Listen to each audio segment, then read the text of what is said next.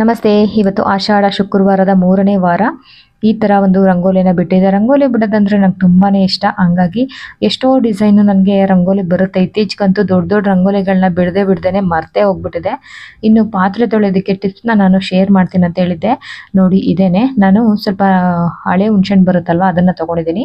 ಅದನ್ನು ಬಿಸಿನೀರಿಗೆ ಹಾಕಿ ಚೆನ್ನಾಗಿ ಸಾಫ್ಟ್ ಆಗೋವರೆಗೂ ಕುದಿಸ್ಕೊಳ್ತಾ ಇದ್ದೀನಿ.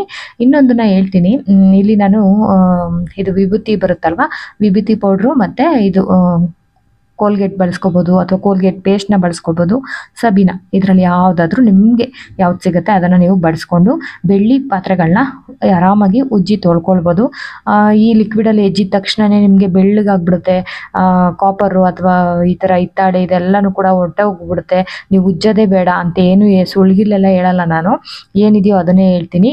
ಎಫರ್ಟ್ ಕಮ್ಮಿ ಆಗುತ್ತೆ ಅಷ್ಟು ಬಿಟ್ಟರೆ ನಾವು ಇದನ್ನೆಲ್ಲ ಉಜ್ಜಿ ತೊಳಿಲೇಬೇಕು. ವಿಭೂತಿ ಮತ್ತು ಇಲ್ಲಿ ಸಬೀನನ ಹಾಕ್ಕೊಂಡು ಬೆಳ್ಳಿ ಪಾತ್ರೆನ ನೋಡಿ ನಿಮ್ಗೆ ತೋರ್ಸೋದಕ್ಕೆ ಅಂತಾನೆ ಒಂದು ತಿಂಗಳಾಗಿತ್ತು ಇದನ್ನ ನಾನು ಯೂಸ್ ಮಾಡ್ತಿರ್ಲಿಲ್ಲ. ಹಂಗೆ ಯೂಸ್ ಮಾಡದೆ ಹೋದ್ರೆ ಒಂದು ಕಾಟನ್ ಬಟ್ಟೆಗೆ ಹಾಕಿ ಮುಚ್ಚಿಟ್ಬಿಟ್ರೆ ಬೇಗ ಕಪ್ಪಾಗಲ್ಲ. ನಾನು ನಿಮಗೆ ತೋರ್ಸೋದಕ್ಕೆ ಅಂತಾನೆ ಹೊರಗಡೆ ಇಟ್ಟಿದ್ದೆ. ಗಾಳಿ ಆಡಿ ಆಡಿ ನೋಡಿ ಕಪ್ಪಗಾಗಿದೆ, ತುಂಬಾ ಕಪ್ಪಗಾಗಿದೆ, ನೋಡ್ತಾ ಇದ್ದೀರಾ ಅಲ್ವಾ.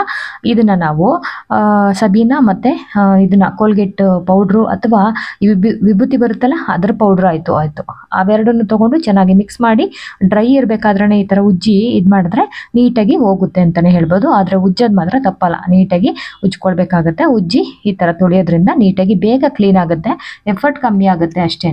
ನೋಡಿ ಇಲ್ಲೂ ಕೂಡ ನಿಮಗೆ ತೋರಿಸ್ತಾ ಇದ್ದೀನಿ. ಒಂದು ಪ್ಲೇಟ್ ಅಂತೂ ತುಂಬಾ ಗಲೀಜಾಗಿದೆ ಅಲ್ವಾ. ನೋಡಿ ನನ್ನ ಕೈಗೂ ಕೂಡ ಆ ಒಂದು ಏನು ಬೆಳ್ಳಿಲಿ ಕಪ್ಪಗಾಗಿತ್ತಲ್ವ ಅದೆಲ್ಲ ನನ್ನ ಕೈಗೂ ಕೂಡ ಅಂಟ್ಕೊಂಡಿದೆ. ಈ ಥರ ತೊಳಿಬೇಕಾಗತ್ತೆ. ನಂತರ ಇಲ್ಲಿ ನಾನು 1 ಸ್ಪೂನಷ್ಟು ನಾವು ಬೋಂಡಾ ಬಜ್ಜಿಗೆ ಬಳಸ್ತೀವಲ್ಲ ಸೋಡಾ ಅದನ್ನೇ ಬಳಸ್ಕೊಂಡಿದ್ದೀನಿ. 1 ಸ್ಪೂನಷ್ಟು ಉಪ್ಪು. ಈ ಒಂದು ರಿಯಾಕ್ಷನ್ ನೋಡಿ ಯಾವ ಥರ ಸ್ಟಾರ್ಟ್ ಆಗುತ್ತೆ. ಹುಣಸೆಹಣ್ಣು ಹುಳಿಗೆ ಈ ಒಂದು ಉಪ್ಪು ಮತ್ತು ಸೋಡಾ ಹಾಕ್ತಿದ್ದಂಗೆ ಈ ಥರ ಒಂದು ಲಿಕ್ವಿಡ್ ಫಾರ್ಮ್ ಆಗುತ್ತೆ. ಅದನ್ನು ನಾವೇನು ಮಾಡ್ಬೇಕಂತಂದರೆ ನೋಡಿ ಇವಾಗ ತೋರಿಸಿ ಸುಮ್ಮನೆ ಹಿಂಗೆ ಎಜ್ಬಿಟ್ಟು ಹಿಂಗೆ ಹಾಕ್ಬಿಟ್ರೆ ಖಂಡಿತವಾಗ್ಲೂ ಕ್ಲೀನ್ ಆಗಲ್ಲ.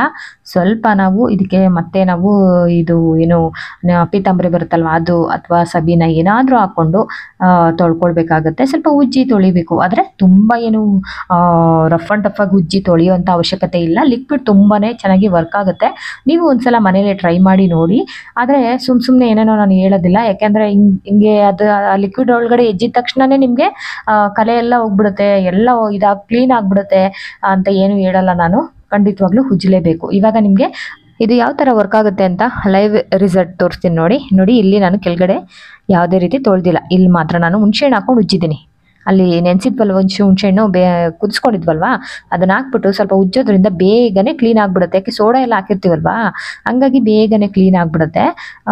ಅದೇ ಹೇಳ್ದಂಗೆ ಮೊದಲೇ ನಾನು ಎಫರ್ಟ್ ಕಮ್ಮಿಯಾಗಿ ನೀವು ಬೇಗನೆ ವಾಶ್ ಮಾಡ್ಕೊಳ್ಬೋದು. ಈ ಸಾಮಗ್ರಿಗಳನ್ನು ಒಂದ್ಸಲ ಟ್ರೈ ಮಾಡಿಬಿಟ್ಟು ನನಗೆ ತಿಳಿಸಿ. ನಾನು ಈ ಹುಣಸೆಹಣ್ಣು ಹುಳಿ ಏನಿತ್ತು ಅದರ ಜೊತೆಗೆ ಸಬೀನಾ ಇದನ್ನೆಲ್ಲ ಹಾಕೊಂಡ್ಬಿಟ್ಟು ಬೇಗನೆ ತೊಳೆದಿದ್ದೀನಿ. ತೊಳೆದ್ಬಿಟ್ಟು ನಿಮಗೆ ಯಾವ ಥರ ನಾನೆಲ್ಲ ನೋಡಿ ಇದನ್ನ ಒಂದು ಹೆಜ್ಜೆ ತೋರಿಸ್ತೀನಿ ನೋಡಿ. ಹಿಂಗೆ ಹೆಜ್ಜಿದ ತಕ್ಷಣ ಹಿಂಗೆ ಆಗೋಯ್ತಾ, ಆಗಲ್ಲ. ನಾವು ಉಜ್ಜಿ ತೊಳೆದ್ರೇ ನೀಟಾಗಿ ಕ್ಲೀನ್ ಆಗುತ್ತೆ ಅಂತಲೇ ಹೇಳ್ಬೋದು. ಆದರೆ ಎಫರ್ಟ್ ಕಮ್ಮಿ ಆಗುತ್ತೆ. ನೋಡಿ ಎಲ್ಲ ಆಯಿತು, ಪೂಜೆ ಸಾಮಾನೆಲ್ಲ. ಇನ್ನೊಂದು ಹೇಳಬೇಕು, ನಮ್ಮ ಮನೆ ದೇವರು ಲಕ್ಷ್ಮೀ ದೇವಿ ಆಗಿರೋದ್ರಿಂದ ಯಾವುದೇ ಕಾರಣಕ್ಕೂ ನಾವು ಶುಕ್ರವಾರ ಈ ಹುಣ್ಣಿಮೆ ದಿನ ಅಥವಾ ಅಮಾವಾಸ್ಯೆ ದಿನ ಕಳಶನ ಎತ್ತಲ್ಲ, ಕಳಶನ ಜರುಗಿಸಲ್ಲ. ವರಮಹಾಲಕ್ಷ್ಮಿ ಹಬ್ಬದ ದಿನ ಮಾತ್ರ ಕಳಶನ ಹೊಸದಾಗಿ ಬೆಳಗ್ಗೆನೆ ನಾವು ಬ್ರಾಹ್ಮಿ ಮುಹೂರ್ತದಲ್ಲಿ ಕೂರಿಸ್ತೀವಿ. ಬಿಟ್ಟರೆ ಇನ್ಯಾವತ್ತೂ ನಾವು ಶುಕ್ರವಾರ ಕಳಶನ ಕದ್ದಿಸೋದು ಇಲ್ಲ, ಏನೂ ಇಲ್ಲ. ಎಷ್ಟೇ ಗಲೀಜಾಗಿದ್ರು ಅಷ್ಟೇ, ಎಲ್ಲಾದರೂ ಹೋಗಿರ್ತೀವಿ ಅಂದ್ಕೊಳ್ಳಿ ತುಂಬಾ ಕಪ್ಪಗಾಗ್ಬಿಟ್ಟಿದೆ ಅಂತ ಅಂದ್ರೂ ನಾವು ಕಳಶನ ಕದಲಿಸೋದು ಅದೇನು ಮಾಡಲ್ಲ. ನೆಕ್ಸ್ಟ್ ಡೇ ದಿನ ನಾನು ತೊಳ್ಕೊಳ್ತೀನಿ. ನೋಡಿ ಇದು ಯಾಕೆ ಹೇಳ್ತಾ ಇದ್ದೀನಿ ಅಂದರೆ ಕೊರೋನಾದಲ್ಲಿ 3 ತಿಂಗಳು ನಾವು ಊರಲ್ಲಿ ಸೆಟ್ಲ್ ಆಗ್ಬಿಟ್ಟಿದ್ವಲ್ಲ, ಅವಾಗೆಲ್ಲ ಪೂಜೆ ಸಾಮಾನೆಲ್ಲ ಕಪ್ಪಗಾಗ್ಬಿಟ್ಟಿತ್ತು. ಹಾಗಾಗಿ ಅದನ್ನು ನೆನೆಸ್ಕೊಂಡು ಹೇಳ್ತಾ ಇದ್ದೀನಿ ಅಷ್ಟೇ. ಇನ್ನು ಯಾವಾಗೂ ಅಷ್ಟೊಂದು ನಾವು ಎಲ್ಲೂ ಅಲ್ಲಿ ಇಲ್ಲಿ ಹೋಗಿದ್ದಿಲ್ಲ. ಇವಾಗ ಮೊದಲು ದೇವ್ರ ಮನೇಲಿ ಫೋಟೋ ಇತ್ತಲ್ವ ಮನೆ ದೇವ್ರದ್ದು, ಅದಕ್ಕೆಲ್ಲನೂ ಕೂಡ ವಿಭೂತಿನ ಇಟ್ಕೊಳ್ತಾ ಇದ್ದೀನಿ. ನಾನು ಖಾದಿಯವ್ರದ್ದು ಇದನ್ನು ಬಳಸ್ತೀನಿ. ಇದಕ್ಕೆ ದೇವ್ರಿಗೆ ಅಂತಲೇ ಇಟ್ಕೊಂಡಿದ್ದೀನಿ. ಅದನ್ನು ಗಂಧದ ಪೌಡ್ರು, ನಂತರ ಜವಾದಿ ಪೌಡ್ರ್ ಅಂತ ಒಂದು 15 ರೂಪಾಯಿಗೆಲ್ಲ ನಿಮಗೆ ಸಿಗುತ್ತೆ. ಅದನ್ನು ಬಳಸೋದ್ರಿಂದ ಒಂಥರ ಪರಿಮಳ ತುಂಬ ಚೆನ್ನಾಗಿರುತ್ತೆ. ಈ ದೇವಸ್ಥಾನಗಳೆಲ್ಲ ಹೋದಾಗೆಲ್ಲ ಪರಿಮಳ ಬರುತ್ತಲ್ಲ ಆ ಥರ ಇರುತ್ತೆ. ಕೇಳಿ ನೋಡಿ ಜವಾದಿ ಪೌಡರ್ ಅಂತ. ಆಮೇಲೆ ನಾವು ಕಾಮಾಕ್ಷಿ ದೀಪನ ಇಡಬೇಕಾದ್ರೆ ಒಂದು ಪೀಠನ ರೆಡಿ ಮಾಡ್ಕೊಳ್ಬೇಕು. ನೆಲದ ಮೇಲೆ ಇಡಬಾರ್ದು. ಅದು. ಅರಿಶಿನ ಕುಂಕುಮ ಅಕ್ಷತೆ ಒಂದು ಸ್ವಲ್ಪ ಹೂವನ ಹಾಕಿ ನಾವು ಒಂದು ರಂಗೋಲಿ ಯಾವುದಾದ್ರೂ ರಂಗೋಲಿನ ಇಡ್ಬೋದು.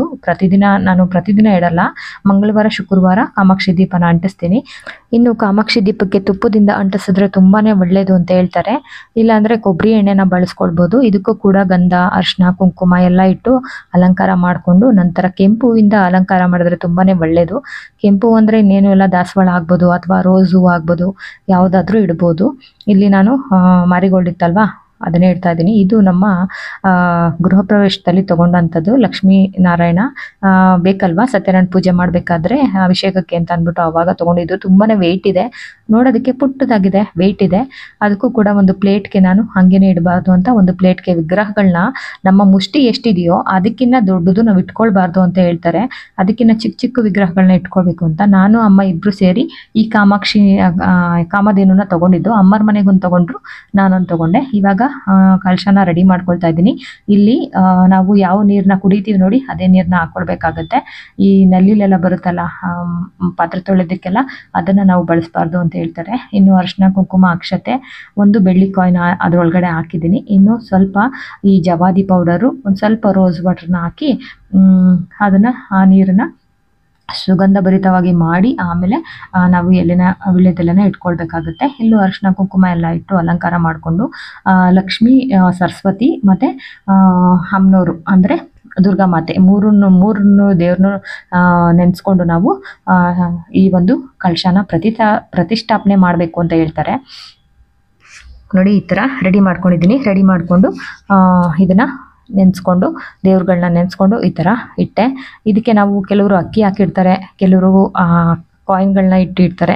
ಇದು ನಿಮ್ಮ ಶಕ್ತಿಗೆ ಅನುಸಾರ ಮತ್ತೆ ನೀವು ಏನು ಪದ್ಧತಿನ ಫಾಲೋ ಮಾಡ್ಕೊಂಡು ಬಂದಿರ್ತೀರಾ ಅದು ಅದ್ರ ಮೇಲೆ ಡಿಪೆಂಡ್ ಆಗುತ್ತೆ. ಇಲ್ಲಿ ಒಂದು ಕಾಯಿನ್ ಇಡ್ತೀನಿ, ಒಂದು ಬಟ್ಲಡ್ಕೆ, ಒಂದು ಅರಿಶಿನ ಕೊಂಬು ಇಷ್ಟನ್ನು ಇಡ್ತೀನಿ. ಇವಾಗ ಇದೆಲ್ಲ ರೆಡಿ ಆದಮೇಲೆ ಹೊಸ್ಲಿಗೆಲ್ಲ ರಂಗೋಲಿ ಬಿಟ್ಟಾಯಿತು. ಈಚೆಗಡೆ ತುಂಬ ಮಳೆ ಬರ್ತಾ ಇದೆ, ಹಂಗಾಗಿ ಚಿಕ್ಕದಾಗಿ ಬಿಟ್ಟಿದ್ದೀನಿ ಇವತ್ತು ಹೊರಗಡೆ. ಏಕೆಂದರೆ ಮಳೆ ಬಂದರೆ ಮತ್ತೆ ಎಲ್ಲ ಹೋಗುತ್ತೆ ಅಂತ. ತುಳಸಿ ಕಟ್ಟೆ ಹತ್ರ ಅಂತೂ ಹಾಕಿದಂಥ ರಂಗೋಲಿ ಎಲ್ಲ ಹೊರಟೋಯ್ತು. ಆಲ್ರೆಡಿ ಮಳೆ ಬರ್ತಾ ಇದೆ. ಇವಾಗ ಅರಿಶಿನ ಕುಂಕುಮ ಎಲ್ಲ ಇಟ್ಟು ಇದು ಮಾಡ್ಕೊಳ್ತೀನಿ. ಫಸ್ಟು ಅರಿಶಿನದಿಂದ ನಾನು ಬಾಗಲನ್ನೆಲ್ಲ ಇದು ಮಾಡ್ಕೊಳ್ತೀನಿ. ಆಮೇಲೆ ಅರಿಶಿನ ಕುಂಕುಮ ಅಕ್ಷತೆ ಇಟ್ಟು ಇದಕ್ಕೂ ಕೂಡ ಹೂವು ಇಟ್ಟು ರಂಗೋಲಿ ಇಟ್ಟು 24 ಎಳೆಯ ರಂಗೋಲಿನ ಇಟ್ಟು ರೆಡಿ ಮಾಡ್ಕೊಳ್ತೀನಿ. ನೋಡಿ ಯಾವ ಥರ ಬಿಡ್ತೀನಿ ಅಂತ.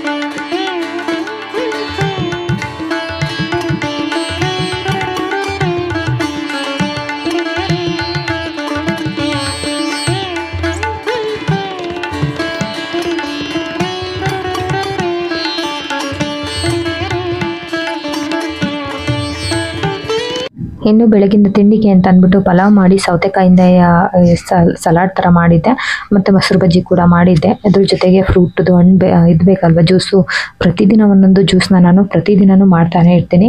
ಇವತ್ತು ಡ್ರ್ಯಾಗನ್ ಫ್ರೂಟ್ ಇತ್ತು, ಅದಕ್ಕೆ ಬನಾನಾ ಹಾಕ್ಬಿಟ್ಟು ನಾನು ಜ್ಯೂಸ್ ಮಾಡಿದ್ದೆ 2 ಲೋಟದಷ್ಟು. ಮನೆಯವ್ರಿಗೆ ಅಗಸೆ ಮಜ್ಜಿಗೆ ಮಾಡಿಕೊಟ್ಟೆ. ನಂತರ ಪಲಾವ್ ಜೊತೆಗೆ ಸ್ವಲ್ಪ ಈ ಥರ ಫ್ರೂಟು ಜ್ಯೂಸು ಏನಾದರೂ ತೊಗೊಂಡ್ರೆ ಒಳ್ಳೆಯದು ಅನ್ನೋದಕ್ಕೋಸ್ಕರ 365 ದಿನದಲ್ಲಿ 1-2 ದಿನ ಮಿಸ್ ಆಗ್ಬೋದು. ಇನ್ನು ಪ್ರತಿದಿನವೂ ಕೂಡ ಜ್ಯೂಸು ಅಥವಾ ಸಲಾಡು ಯಾವುದಾದ್ರೂ ಒಂದು ಇದ್ದೇ ಇರುತ್ತೆ. ನಿಮ್ಗೆ ಏನಾದರೂ ಜ್ಯೂಸ್ ರೆಸಿಪಿಗಳು ಬೇಕು ಅಂತಂದರೆ ನನಗೆ ಕಮೆಂಟ್ ಮೂಲಕ ತಿಳಿಸಿ, ನಾನು ಶೇರ್ ಮಾಡ್ತೀನಿ. ಇವತ್ತಿನ ಪೂಜೆ ಹೆಂಗಿತ್ತು ಅನ್ನೋದನ್ನು ಕಮೆಂಟ್ ಮೂಲಕನೂ ತಿಳಿಸಿ, ಹೆಂಗಿತ್ತು ಏನು ಅಂತ. ನನಗಂತೂ ತುಂಬಾ ಖುಷಿ ಆಯಿತು. ಈ ಮಕ್ಕಳಿದ್ದಳ ಅಷ್ಟರಲ್ಲಿ ಎಲ್ಲನೂ ಕೂಡ ರೆಡಿ ಮಾಡಿಬಿಟ್ಟಿದ್ದೆ. ನಾವು ಪಲಾವ್ನ ನೈವೇದ್ಯಕ್ಕೆ ಇಡೋದಿಲ್ಲ, ಹಂಗಾಗಿ ದ್ರಾಕ್ಷಿ ಗೋಡಂಬಿ ಬಾದಾಮಿನ ಇಟ್ಟು 1 ಲೋಟದಷ್ಟು ಹಾಲು ಇಟ್ಟಿದ್ದೆ. ಹಾಲನ್ನ ಅಷ್ಟು ಬೇಗ ಸಿಗುತ್ತಾ ಅಂತಂದರೆ ನಾನು ರಾತ್ರಿನೇ ತರಿಸಿಟ್ಕೊಂಡಿದ್ದೆ, ಹಾಲು ಮೊಸರು ಎಲ್ಲ. ಹಂಗಾಗಿ ಮಕ್ಕಳೆಲ್ಲ ಎದ್ದೇಳೋ ಅಷ್ಟರಲ್ಲಿ ನಾನು ಎಲ್ಲನೂ ಕೂಡ ಮಾಡಿ ಮುಗಿಸಿದ್ದೆ. ತುಂಬಾ ಖುಷಿ ಆಯಿತು. ಇವತ್ತು ಪೂಜೆ ಹೆಂಗಿತ್ತು ಅಂತ ಕಮೆಂಟ್ ಮೂಲಕ ತಿಳಿಸೋದನ್ನು ಮರಿಬಾರ್ದು. ನೋಡಿ, ಸಂಜೆ ಪೂಜೆ ಇದು. ಸ್ವಲ್ಪ ಕ್ಲಿಪ್ಪಿಂಗ್ನ ತೊಗೊಂಡಿದ್ದೀನಿ. ಇಲ್ಲಿ ಮತ್ತು ತುಳಸಿ ಕಟ್ಟೆ ಹತ್ರ ದೀಪನ ಆಡಿಸಿ ಪೂಜೆ ಸಂಪೂರ್ಣವಾಗಿ ಮುಗೀತು. Thank you for watching.